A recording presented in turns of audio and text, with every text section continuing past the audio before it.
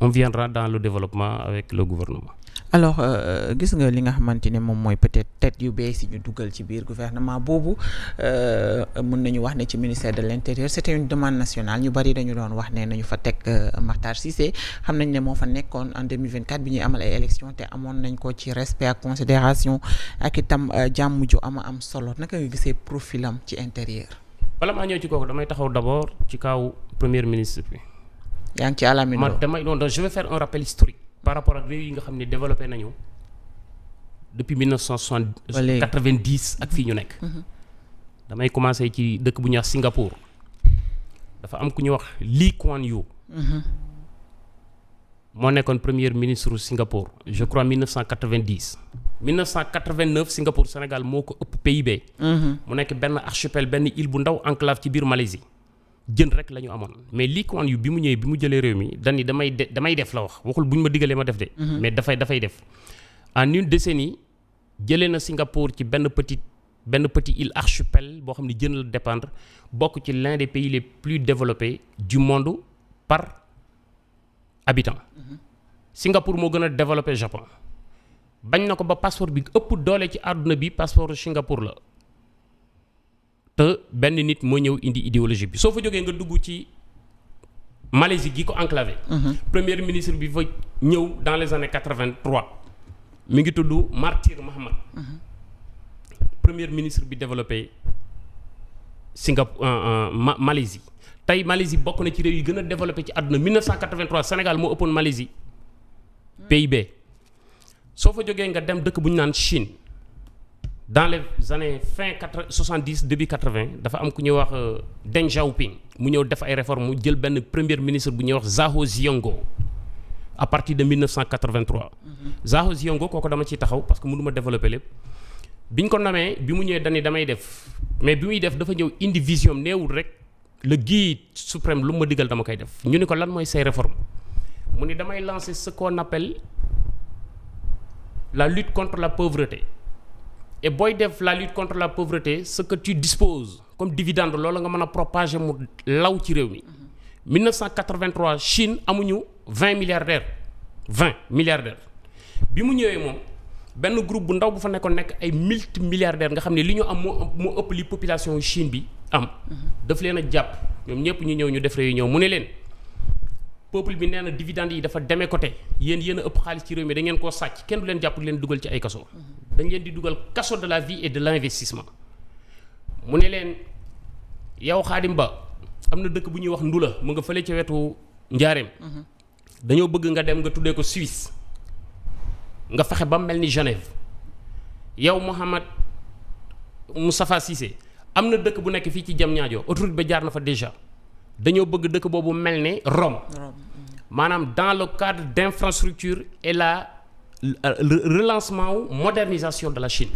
1980 ñu ngi woon ci seen affaire culture Shaolin yooyu ñu daan seetaan ay ñoom Dharmendra Jistandra ay Jackie Chan xaw ma maanaam affaire temple yi ñuy jël di ci dugal xale yi ñuy jàng ay karaté ay kung fu seen tabax yi noonu la meloon mais tey boo demee Chine modernité boo xam ni am na ville bu ñu fa copier exactement bu mel ni Las Vegas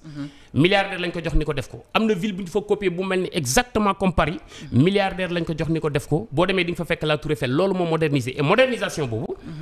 de relancer les chantiers les travaux nit ñi nga xam ne préparé wuñu leen pour ñu mën dara ñu mën a dem def travail yu doole liggéeyu doole mën a am xaalis donc rôle fondamental du premier ministre du Sénégal su bëggee génn ci lii mooy lëlu avec tous les milliardaires du Sénégal ak tout son gouvernement pendant 3 à 4 jours hors de Dakar lépp loo xam ne blocage la woon ci ay dossiers yoo xam ni arrêté woon na bépp liggéeyukaay bépp chantier ci mbirum BTP entreprise ñu xool nan lañ koy décanter lépp lu fi Ousmane Sonko tëjoon ci ay big ak feuille mu jël ko détaché ko ñu relancer waat économie wu réew mi su ko defee ñu dispatcher dividendes yi. ñu tijji réew mi. 2026 bii. Chine am nañu plus de 120 millions de Chinois yu dem en vacances de luxe dans le monde. dépenser fi plusieurs centaines de milliards de dollars. waxuma la seen biir réew de. dem vacances de luxe nga xam ni 40 ans 50 ans ci ginnaaw rêve la woon pour ñoom. Ça veut dire que la Chine est le pays qui a plus de milliardaires dans le monde. Vous voyez ce que je veux dire? donc lépp ci àdduna xel moo koy def ak xam-xam malheureusement suñu réew fii la toll mais nag. et on espère que gouvernement bu bees bi quand même Cheikh dinañu andi ay coppite boo gisee profil yi nga xamante ne ñoom ñoo ci nekk aussi dafay wane ne peut-être ñoo xam ne la dañu pare pour defar li nga xamante ne mooy suñu réew mi nërmeelu. waaw gis naa ci ay figures emblématiques yoo xam ni mën nañoo am ci ñoom yaakaar damay jëkke d'abord ci Abdourahmane Diouf. Abdourahmane Diouf ku maîtriser environnement énergétique bu monde la maîtriser na la géopolitique parce que Abdourahmane Diouf man am na dëkk yu ma xam ci biir Afrique yoo xam ni programme yi ñuy doxali seeni réew instant bii nii moom moo koy bind bokk na ci Tchad lu bare ñoom waa Tchadien ñu ngi seetaan xam nañ moom xam na li may wax maanaam sax gis man Abdourahmane Diouf musuma ko benn yoon lañ mës a tegante bët muy grand théâtre ci dialogue bi te dañoo nuyoo ko ne dem yoonam xaw ma donc kooku mën na dal sama xel Cheikh Niang qui est un homme du ferraille un diplomate bu am carrière ci loolu jàpp naa ni commencé woon na relancer waat tuuti mbir mi et Déthié Fall Cheikh Tidiane Dièye fulla d'abord ji ñu def ba ñëw rejoindre parce que ñoom bi ñu leen di jur di leen jàngal di dépenser ci énergie bu bari ci ñoom Sénégal di ko def ci ñoom ñu leen di jàngal ci réew mi di leen fi faje pour ñu màgg liggéeyal réew mi wuruñu ànd ak nit dugg ci gouvernement nit kooku génn ci gouvernement ñuy génn di ko topp loolu moom affaire wu bi la te yaakaar naa ñoom ils le sont pas donc fullaak fayda jooju et dama leen koy saluer donc am na ay figures emblématiques yoo xam ne vraiment gëm naa nit ñi bu ñu leen wane ñoom yaakaar mais c'est le premier ministre qui doit tracer la voie moo war a wane yoon malheureusement la mu dégg ca njëlbeenam mu wax ko du kooku waxagul luy génne Sénégal ci dalalagul sa xel alors on va parler peut-être de l'ancien premier ministre Cheikh gis nga bi nga xamante ne demeet nañ ko ci ay fonctions moom de premier ministre du Sénégal gis nga ay fan rek lañ ci teg mu dem dellu li nga xamante ne mooy assemblée nationale ci siège am donte ñu bari nee nañu defu ko ak yoon dafa violer ay textes ak ay lois ba ci constitution ak yi ni mel terewul samp nañu ko en tant que président de l'assemblée nationale mais ak moom dëgg-dëgg lan mooy avenir u réew mi lan la Sénégal di risquer. Vous avez posé une très belle question d'abord Ousmane Sonko du député bay nekk sax président assemblée nationale ñoom forcing la ñu def pour mu dem toog ci assemblée nationale bi xam nga député. pour nga nekk ko bis boo nekkee député ba ñuy installer assemblée bi dafa am lu ñuy wax il faut ñu intronisation. il faut ñu introduire la takkal la écharpe député ak emblème bi ba pare yóbbu la ci sa place teg la fa. moom defu ko moom dafa ñëw ne ñaari mbiram a fi indi benn bi waxu ko mais benn bi wax na ko mooy déposer sama lettre de démission. te réintégration bi muy wax muy jëm ci mbirum suspension dégg naa Tafsir Coy di wax ci lu bari ci texte bi. texte le règlement intérieur bi nga xam ni moom mooy dox ni boobu doxu doon. kon boobu mbirum suspension existé wu ca. dëgg la je ne suis pas un homme du droit mais am na am xel di xalaat. mais ce sont les textes li ngay wax. voilà ce sont les textes. donc dañoo fuqatiwaat mais li ma lay wax ci génie sénégalais fii rek la maanaam bu amoon ci beneen réew dañuy assiéger assemblée nationale bi duñ fa jaar ndax Mamadou Dia loolu la defoon 1962 63. mais am nañu président boo xam ne xëy na bëggu la ànd ak Ousmane bëggut a àgg ak Ousmane Sonko fenn fi parce que ni ñu mel via seen parcours te nit dong la il faut nga accepter ko mais Sénégal tamit am na yeneen levier yoo xam ne mën nañ ci jaar muy le conseil constitutionnel bàyyi nañ ko mu def li mu bëgg a def.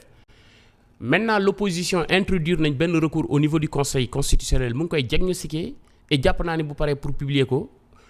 résultat bu ca mën di génnee en tant que démocrate dinaa ci ranger wu ça c'est clair man dinaa ci ranger wu mais bu ca mën di génnee tamit ñoom it nañ ci ranger wu voilà. pour que mu leer muy si ñaari côté yëpp mu arranger leen ñu ranger wu si mu ñàkk leen arranger également ñu def li nga xamante ne moom mooy daal di ci ranger wu. alors dégg nañ ko mu def sortie récemment ak itam tontu yi nga xam ne tontu na ko président ak yi ni mel ne ku koy menacer ci wàllum ni mu war a gouverner ak yi ni mel nee na bu ko neexoon gouvernement bi léegi mu renversé wu ak ab motion de censure ak yi ni mel est-ce que jàpp nga ne dafa nar a utiliser Assemblée nationale comme moyen de combat. xam nga mbirum Ousmane Sonko dama laa bëgg a xamal d'abord Pastef ci boppam que je considère être une secte. Ousmane Sonko est le bourreau xam nga luy loolu gis nga en Turquie am na parti bu mel ni bu fa juddoon